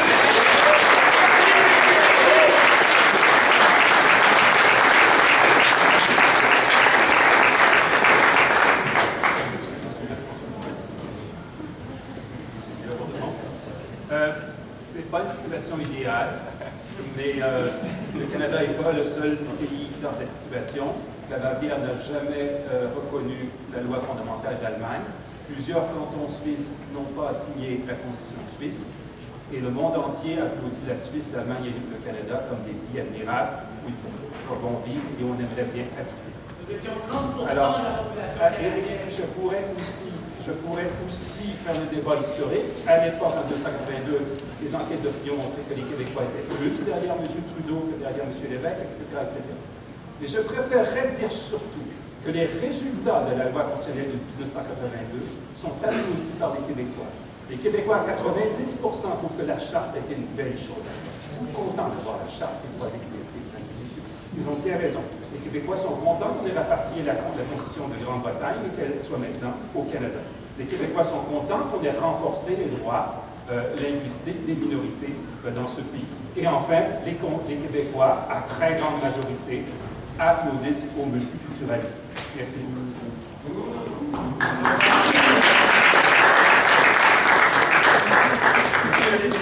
Bonjour, Marc-Antoine Lacan, doctorat en génie mécanique. Ma question s'adresse spécifiquement à Stéphane Dion. Tout à l'heure, pour défendre le multiculturalisme, vous avez cité des chiffres sur la francisation des immigrants, chiffres qui sont, quant à moi, particulièrement le fait de la loi 101. Considérez-vous que la loi 101 est légitime et nécessaire dans votre vision, dans votre conception du multiculturalisme? Oui, monsieur, tout à fait. J'ai même dit des phrases qu'on prenne souvent à la peau, mais je ne la redis pas, que la loi 101 est une grande loi canadienne. La loi 101 est une politique d'aménagement linguistique qui m'apparaît tout à fait compatible avec le fonctionnement des démocraties. On trouve des politiques différentes ou semblables en Suisse, en Belgique. Bien entendu qu'il faut faire des aménagements linguistiques et que ce qu'on s'est donné avec la loi 101 et la loi des langues officielles canadiennes m'apparaissent des politiques qu'on doit toujours améliorer et avec un esprit d'ouverture. Quand je dis un esprit d'ouverture, c'est qu'on ne fait pas exprès, forcément, pour établir une politique linguistique quand ce n'est pas nécessaire pour protéger une langue. Par exemple, sur la question des cégeps, je ne suis pas disposé à ce que les adultes de 18 ans se fassent dire par l'État dans quelle langue ils doivent poursuivre leurs études, surtout quand on constate qu'en 1998, 44% des allophones allaient vers les cégeps francophones et que maintenant c'est 64%, on s'en va dans la bonne direction. Mais dans l'ensemble, je trouve qu'il est important d'avoir des aménagements linguistiques du type de la loi 101. Merci, monsieur. Alors, mon nom, c'est Albert Oulielli. Je suis un prof en retraite de l'université Laval, plutôt l'âge du modérateur. Ma question s'adresse à M. Bocoté. Moi, quand je me place au niveau des symboles, puis que j'essaie de m'identifier au symbole qui me fait le plus plaisir, j'ai la feuille d'érable, une fleur d'Élysée. Je vais vous dire que pour moi, la feuille d'érable, c'est non seulement canadien, mais c'est très, très québécois. Mais quand je me place au niveau du fleur d'Élysée, je me retrouve au même niveau que la reine d'Angleterre. La seule différence, c'est la royauté française. Puis la royauté française à l'époque où elle était très, très religieuse. Alors, je n'arrive pas à saisir comment on peut juger qu'on est plus québécois dans un cas que dans l'autre. J'ai un peu d'ambiguïté au niveau des symboles. Bien. Merci, monsieur. Monsieur.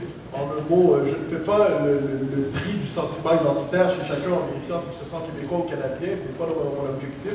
Je ne veux pas vraiment pourquoi on ferait ça. Ce que je dis, cela dit, c'est que le fleur d'Élysée est un symbole qui rassemble remarquablement les Québécois, qu'ils soient souverainistes ou fédéralistes, du moins la plupart d'entre eux. C'est un symbole qui marque justement, qui nous rappelle le Québec d'avant 1960, mais que le Québec d'après 60 s'est approprié. C'est un symbole de continuité historique. C'est un marqueur identitaire indispensable qui témoigne justement de notre appartenance, non pas qu'à une société, mais à un peuple, à une histoire. Quant au drapeau canadien, si la feuille d'érable appartient effectivement à notre patrimoine symbolique, le drapeau canadien, quant à lui, il appartient un peu moins. Et quant à moi, je n'ai pas d'ambiguïté quant au symbole que je préfère. Monsieur, vous êtes déjà intervenu. Je n'ai pas d'objection à ce que vous reveniez, mais est-ce que vous seriez d'accord pour attendre que les autres aient posé leurs questions et ensuite on reviendra à la deuxième tour? Merci, monsieur. Bonjour, ma question s'adresse à M. Dion. Vous avez mentionné qu'en 1867, le Canada a été fondé sur une fédération. Mais à ce moment-là, pourquoi utilise-t-on l'expression « les pères de la Confédération », le pont de la Confédération? Pourquoi sommes-nous passés d'une confédération à une fédération? Parce qu'il s'est passé. Est-ce que ça ne sera pas dû, par exemple, au glissement des juridictions provinciales? C'est la question que je pose. Merci, monsieur. On se trouve dans le séminaire de sciences politiques. Un peu une confédération, c'est une union de pays indépendants. Le Canada n'a jamais été une confédération. Ce qu'on appelle au Canada la confédération, c'est l'acte de se fédérer. Quand on dit depuis la confédération, on veut dire depuis 1867. C'est l'acte de se fédérer. Or, les pères de la confédération voulaient une fédération très centralisée. C'était leur objectif. Parce qu'ils avaient vu la guerre civile américaine, ils se disaient qu'il faut qu'on se donne des institutions fortes. Il fallait aussi faire des grands travaux, comme les chemins de fer, etc. Il y avait peu de compétences dans cette nouvelle colonie. Il fallait concentrer les compétences à Ottawa. L'objectif était de faire ça. Or, ce qui est arrivé au fil des décennies, c'est que les responsabilités provinciales se sont développées. On les avait sous-estimées en importance, et c'est ce qui explique aujourd'hui la Fédération canadienne est plus décentralisée que la Fédération américaine, la Fédération allemande. C'est l'une des fédérations les plus décentralisées au monde, pour dire même quelqu'un qui, j'imagine ici, a beaucoup de crédit, Jacques Parizeau. Merci. Monsieur? Sébastien Parizeau, ma question est pour M. Bocoté. M. Bocoté, dans votre discours, je trouve que vous faites beaucoup d'abstraction, même si vous parlez beaucoup de l'historicité des choses des Amérindiens. J'aimerais savoir la position, en quoi le multiculturalisme québécois répond mieux aux aspirations amérindiennes que le multiculturalisme canadien. Oui, moi, je connais cette distinction de multiculturalisme et interculturalisme. Je ne la crois pas si exact qu'on le dise. Quand la question de l'historicité, bien évidemment, René Lévesque, d'ailleurs, a reconnu les nations autochtones au Québec. Il ne vient pas à l'esprit aujourd'hui à personne de nier la réalité de ces nations autochtones. Je ne suis pas certain, cela dit en quelques mots, que le multiculturalisme canadien soit le mode de gestion des rapports intercommunautaires le plus approprié, surtout en ce qui concerne la question autochtone, et elle devrait agir aussi en ce qui concerne la question québécoise. Merci. Monsieur? Bonjour. À risque de dépasser un petit peu le cadre du débat, je vous pose la question suivante. J'aimerais, question à laquelle je ne sais pas la réponse, un aspect de la particularité du Québec et ses politiques parfois innovatrices dans le dossier d'éducation. Alors, est-ce que, pour faire le lien avec la discussion actuelle des frais de scolarité et ainsi de suite, qu'est-ce que c'est le bilan, mais qu'est-ce que c'est le fait que Québec fait partie du Canada? Est-ce que ça fait en sorte que Québec peut poursuivre ces politiques particulières dans le dossier d'éducation? Est-ce que vous comprenez la question un petit peu? Non, la question est très claire et la réponse c'est que je suis très heureux qu'on vive dans une fédération où c'est peut-être la seule, ou l'une des seules, certainement, il n'y a pas de ministère fédéral de l'éducation. L'éducation est clairement provinciale. Et une province peut décider que les frais de scolarité sont gratuits, si elle veut le décider. Elle peut décider qu'ils vont coûter cher, si elle veut le décider. C'est à elle d'établir ses politiques. Je veux dire que moi, c'est très important pour moi l'égalité des chances, la possibilité de poursuivre des études, même quand on vient d'une famille peu fortunée. Et c'est pourquoi, en 2008, je suis très fier d'avoir proposé, comme dans mon programme du Parti libéral du Canada en 2008, un plan d'aide aux étudiants à partir pour les aider à rembourser leurs dettes, les aider à payer leurs frais de scolarité, un plan d'aide fédéral qui a été très généreux. Malheureusement, je n'ai pas su en convaincre les Canadiens.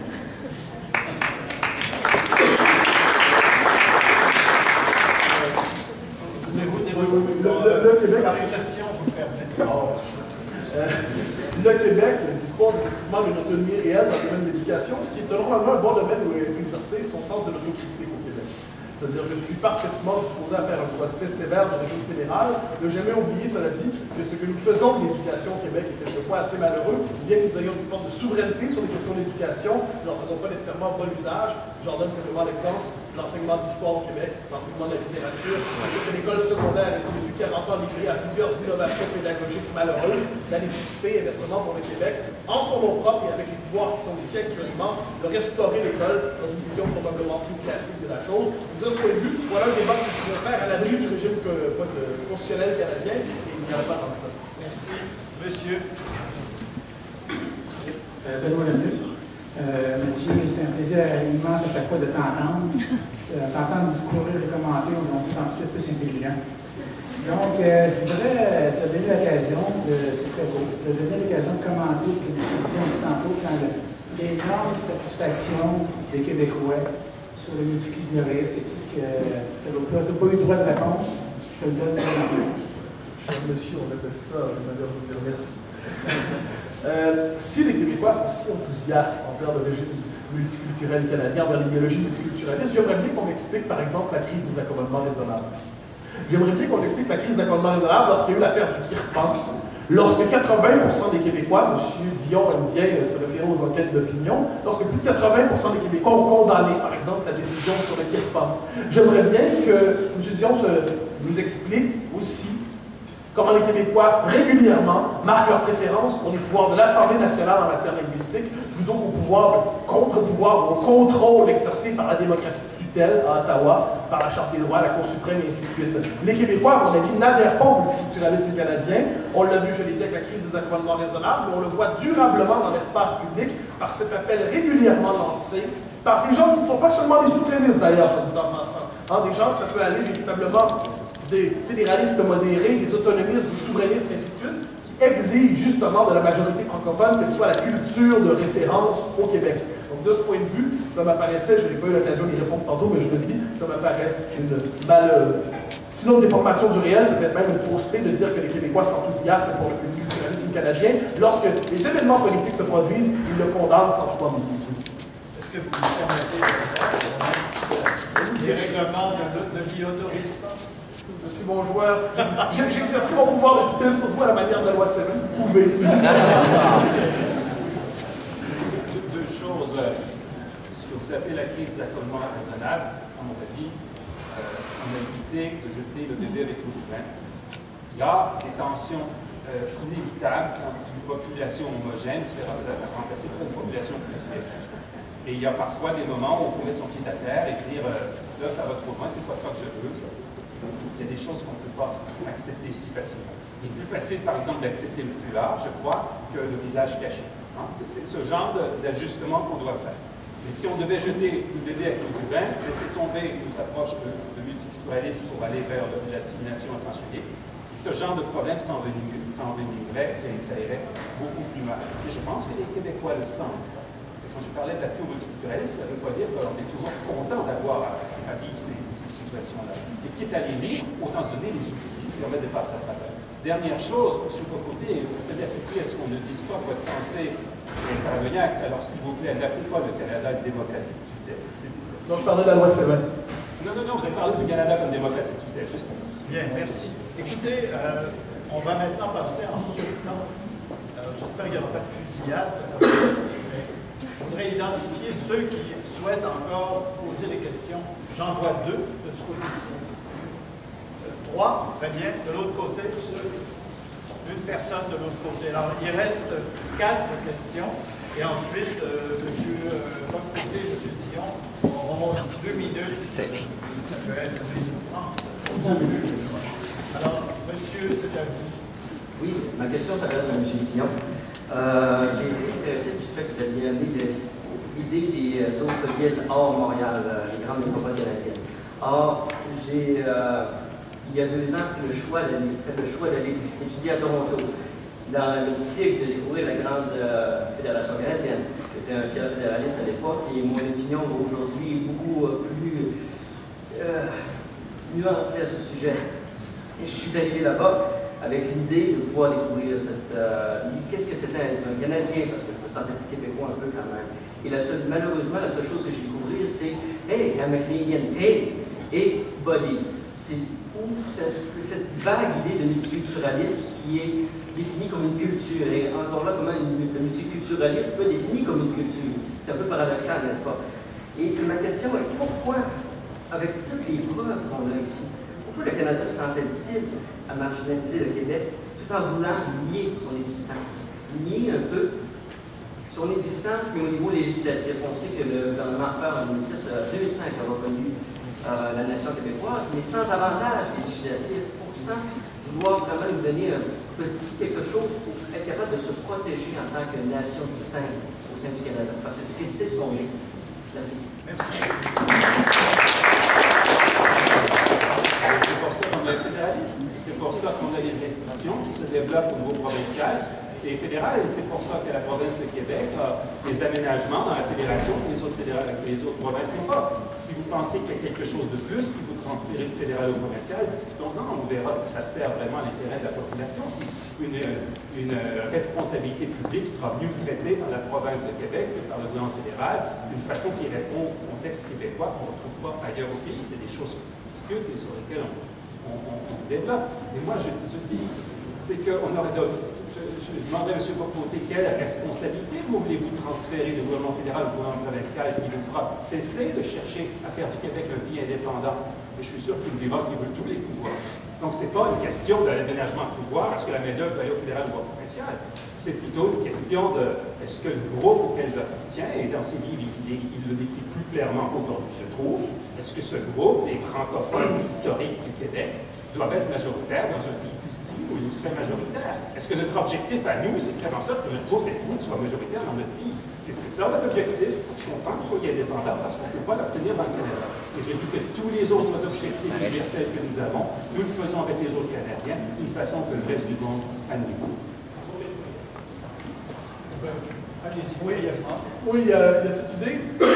Vouloir que le peuple québécois, qui n'est pas qu'un groupe ethnique, que le peuple québécois soit majoritaire dans ses propres institutions, qu'il ait un pays qui lui appartienne, ne m'apparaît pas une manifestation d'exclusivisme ou de quoi que ce soit, mais je dirais tout simplement une prise en compte des conséquences de l'histoire. C'est-à-dire que nous faisons l'expérience de la chose suivante, notre minorisation dans l'espace politique canadien, notre minorisation au sein de du régime politique fédéral, le fait que le régime de 1982 soit fondé sur la négation de ces deux peuples fondateurs, le fait qu'ensuite le régime de 82 se soit consolidé jusqu'à se consolider par une mise en tutelle de la démocratie québécoise par l'Assemblée nationale, par la Chambre des communes, avec la loi C-20, dont vous connaissez quelque chose, je considère que de ce point de vue, le peuple québécois est appelé à se dissoudre politiquement et symboliquement de plus en plus à l'intérieur de l'ensemble canadien. Vous me demandez quel pouvoir je voudrais. Bien évidemment, je vous répondrai tout. Mais quand je constate, cela dit, que beaucoup de Québécois dans l'histoire, beaucoup de Québécois auraient accepté moins que tout.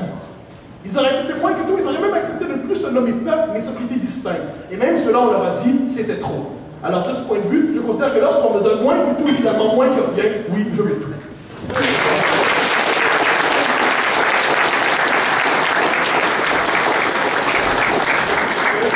Bonjour, monsieur. C'est la dernière question de ce côté-là. Parfait. Bonjour, messieurs. Bonjour, monsieur Dion, monsieur Côté. C'est toujours très plaisant de vous écouter. Je m'appelle Mehdi Ben Moussa. Je suis étudiant en philosophie politique ici à l'Université Laval. Je me posais une foule de questions, en fait. Je sais que c'est peut-être pas le thème du débat, mais on parle beaucoup de multiculturalisme et puis je me suis senti concerné.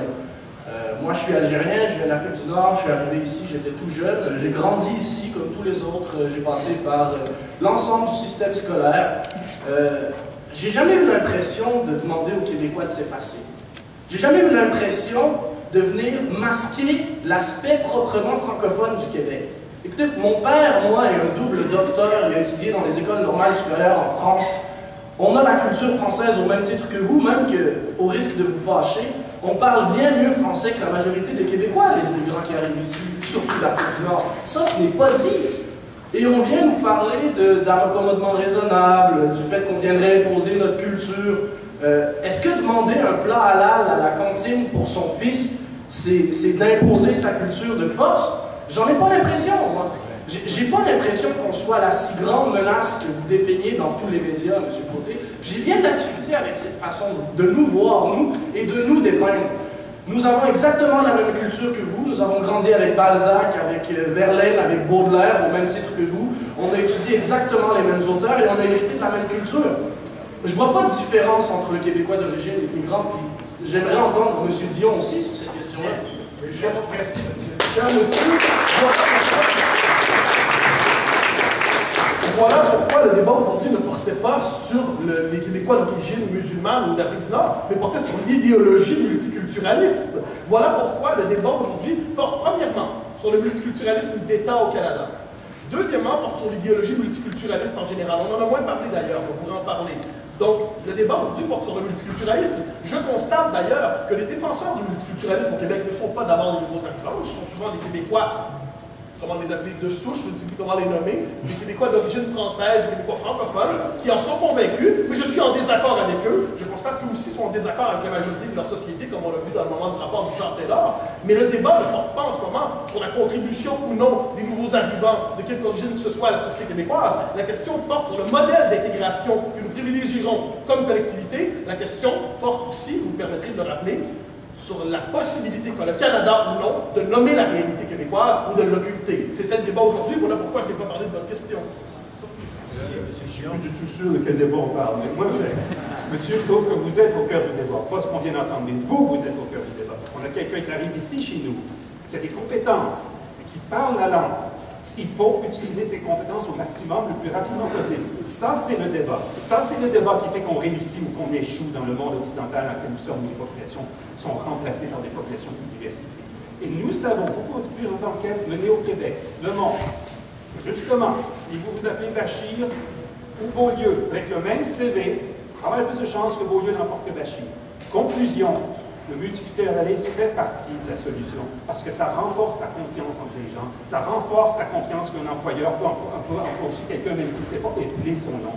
C'est ça qu'il faut qu'on développe pour qu'on réussisse tous ensemble. Ça, c'est le cœur du débat aujourd'hui, mesdames et messieurs. Merci.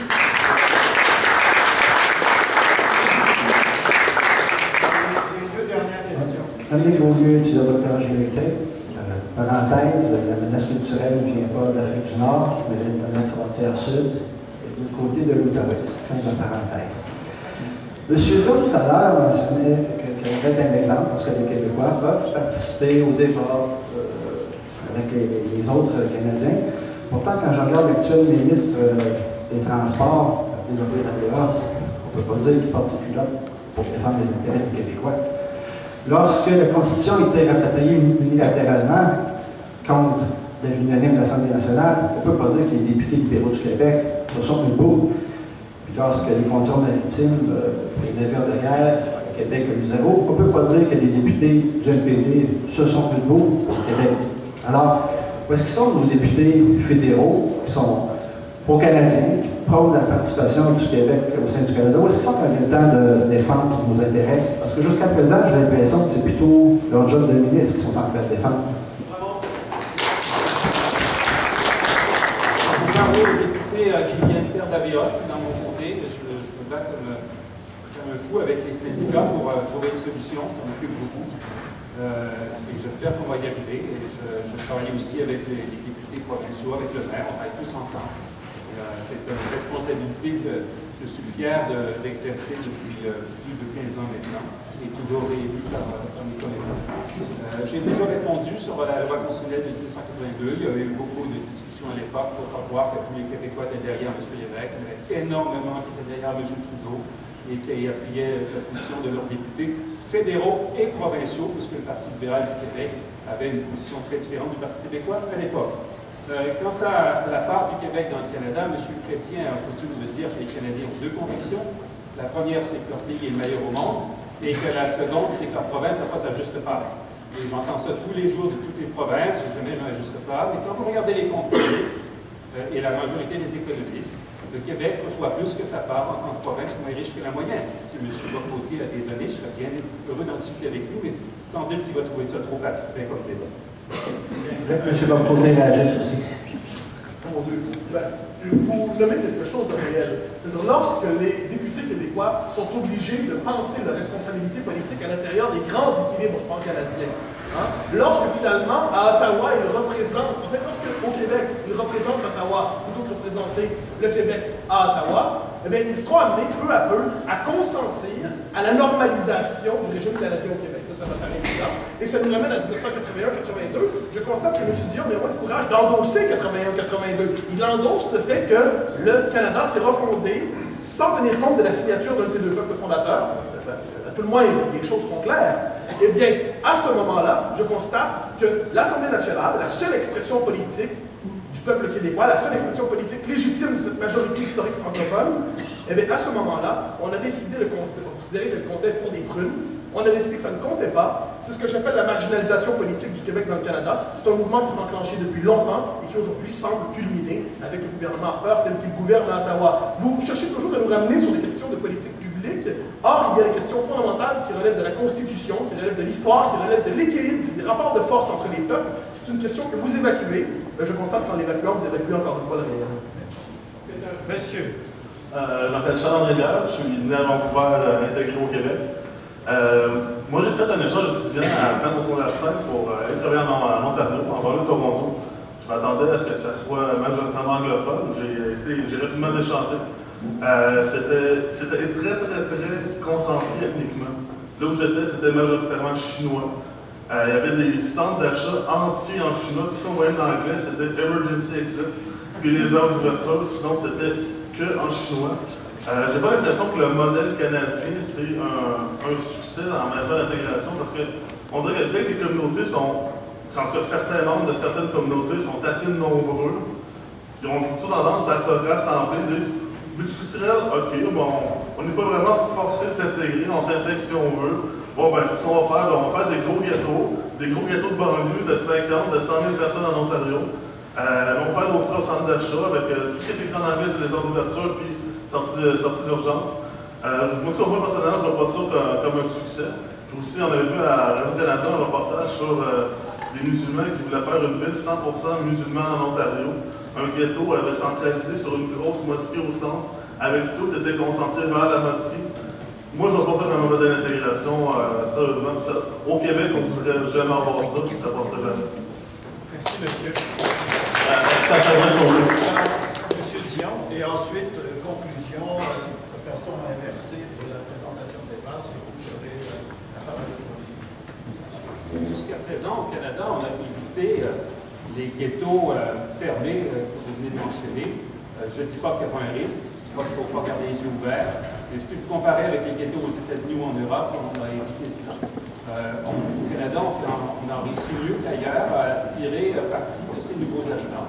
Et il y a quantité de personnalités canadiennes d'origine asiatique qui peut-être le soir rentrent dans un quartier qui est majoritairement de leur origine et qui interagissent avec les autres. Le taux de mixité, de mariage mixte, mariage entre des gens de différentes origines, est encore plus élevé au Canada qu'ailleurs. Il n'y a aucun signe que ça ralentit.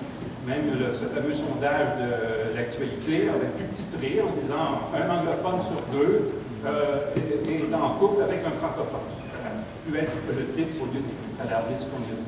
Alors, écoutez, vous avez raison de faire pression pour éviter qu'il y ait un dérapage.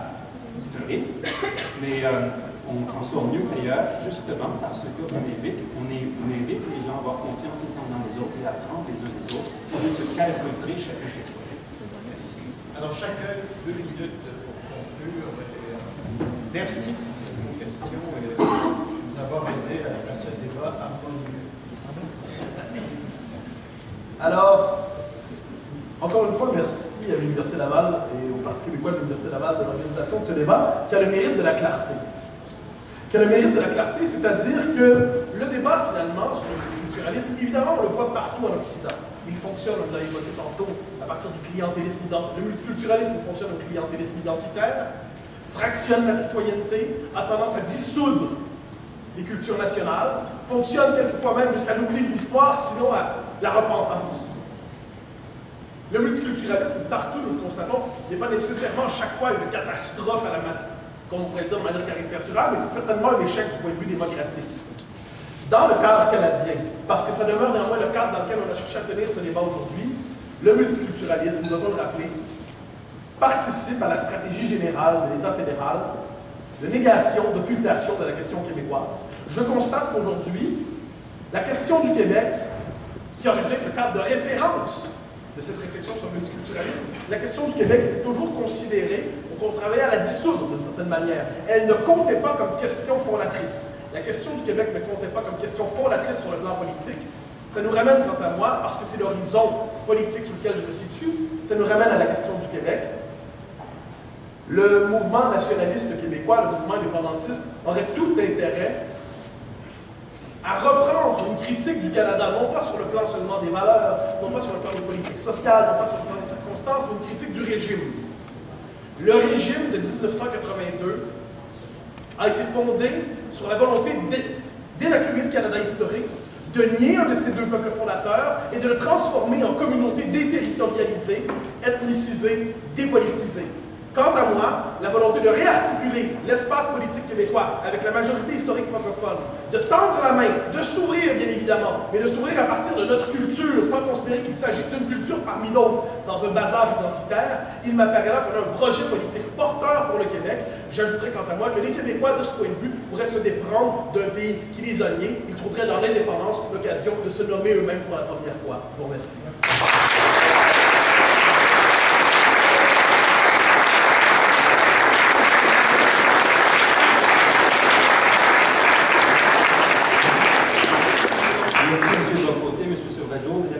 Merci au Parti québécois, c'est important qu'on ait un dialogue ensemble. Je voulais juge, est-ce que vraiment vous vous sentez dans un monde de négation, d'occultation, de dissolution, de minorisation? Sur vos côtés, vous voulez ajouter tous les termes les plus négatifs les uns que les autres, sur le fond, sur les choses concrètes qui ont été dites aujourd'hui. J.P.M.A. contredit sur lesquelles. Le multiculturalisme fonctionne pour aider les gens à vivre ensemble, fonctionne pour tirer parti des nouveaux arrivants, fonctionne à Montréal, fonctionne à Toronto, fonctionne à Vancouver. L'assimilation en sens unique ne fonctionne pas aussi bien, il ne faut surtout pas commettre cette erreur. Alors si on s'entend là-dessus, ça va bien. Maintenant, vous allez peut-être vous poser la question, est-ce qu'on réussirait aussi bien à faire du multiculturalisme dans un Québec indépendant? Ça, on ne le sait pas. Mais une chose est certaine, c'est qu'on ne peut pas justifier la brisure du Canada au nom des valeurs de multiculturalisme, de progressisme et tout. La seule raison par laquelle vous voulez peut-être souhaiter faire du Québec un type pays indépendant, c'est celle que M. Bock-Côté martèle dans tous ses livres. Il faut que les Québécois, la minorité, les Québécois francophones historiques deviennent majoritaires dans leur pays, qu'ils cessent d'être minorisés. C'est un projet qui ne concerne pas les autres Québécois. Ils ne l'appuient pas ou très peu. Et pourquoi ils ne l'appuient pas? Parce que ce n'est pas pour eux. Ils respectent de façon de minorité. Ils acceptent d'être une minorité au Québec ou dans l'ensemble du Canada. Je crois qu'on a mieux à faire, nous, les Québécois francophones historiques, que de prendre un pays plus petit pour être majoritaire. On a qu'à travailler avec les autres et travailler dans ce grand pays, tous ensemble, pour le rendre meilleur et plus admirable à tous les êtres humains de la Terre, et le faire grâce à notre culture des Québécois, notre talent québécois. Nous qui avons ce pays, nommé ce pays, le Canada, on peut le faire avec les autres, et on peut le faire avec la force que nous donne notamment le multiculturalisme. Merci beaucoup.